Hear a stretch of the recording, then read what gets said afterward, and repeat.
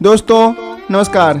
यह कहानी है एक परिवार की, यह कहानी है एक समाज की और इस कहानी का शीर्षक है मकान चाहे कच्चे हो पर रिश्ते सारे सच्चे हो।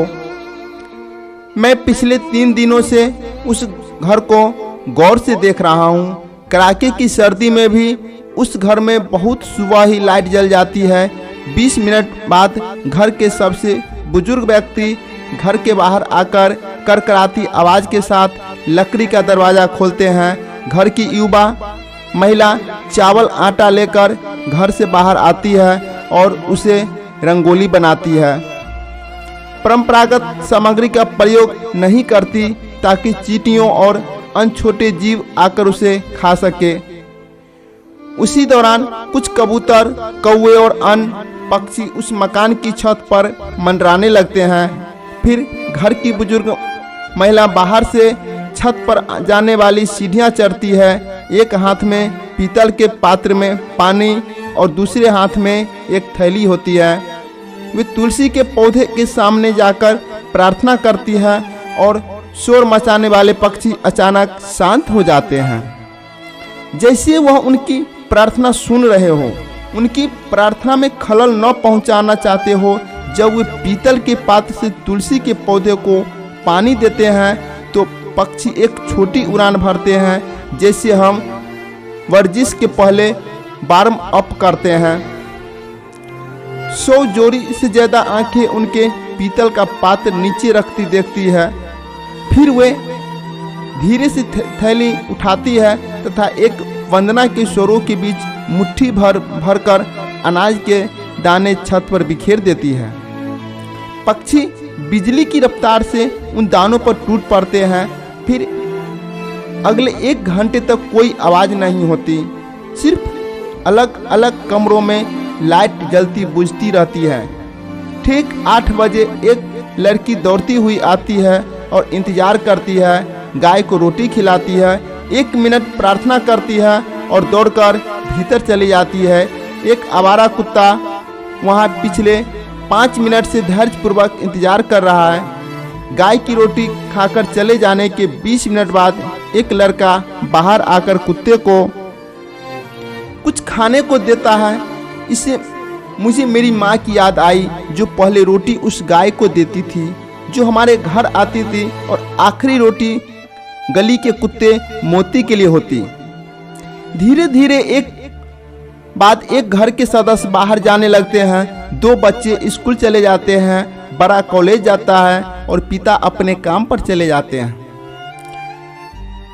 सुबह घर का दरवाजा खोलने वाले बुजुर्ग अब भी बाहर बैठकर अखबार पढ़ रहे होते हैं।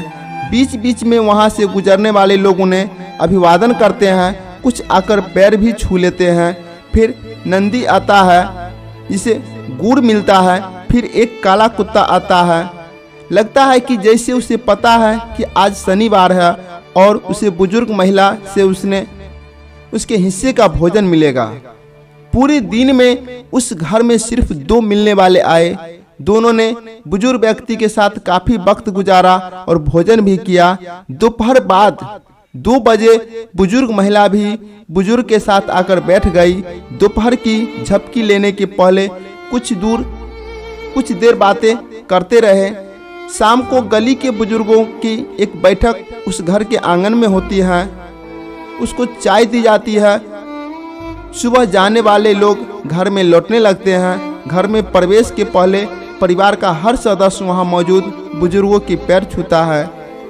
घर की युवा महिला एक बाहर आकर दिया लगाकर जाती है। घर निम्न मध्यम वर्ग का है और कोई भी घर की चीजों की गिनती कर सकता है, क्योंकि घर में ज्यादा चीजें नहीं है। किंतु मैं एक दिन वहां भोजन पाने वाले की गिनती भूल गया। रात 8 बजे के करीब दरवाजे के करकराने की आवाज ने घर के बंद होने का संकेत दिया। उस घर में सन्नाटा छा गया, लेकिन जब 11 बजे मैं सोने गया तो दिया तब भी जल रहा था। कितना आदर्श है यह घर। कोई लड़ाई झगड़ा नहीं, कोई चीख पुकार नहीं, कोई विलासिता की सामग्री व महंगी वस्तुएं नहीं, लेकिन फिर भी यह एक मंदिर जैसा है। सारे भूखे प्राणियों को दिन का भोजन मिलना, और यह हर साल के सारे 365 दिनों में ऐसा ही रहता है। फंडा यह है कि हमारे देश में अभी भी कई ऐसे मकान हैं जिनकी दीवारें तो कमज़ोर हैं, लेकिन उन दीवारों के भीतर रहने वालों के लिए रिश्ते अत्यधिक मजबूत हैं। प्रार्थना करें कि जीवन भर हमारे घरों में ऐसे ही मजबूत संबंध बने रहे। साथियों, यह कहानी आपको कैसा लगा आप कमेंट बॉक्स में ज़रूर बताइएगा। अगर चैनल पर नए हैं तो लाइक कीजिएगा, सब्सक्राइब कीजिएगा, अपने दोस्तों को भी शेयर कीजिएगा। थैंक यू, धन्यवाद।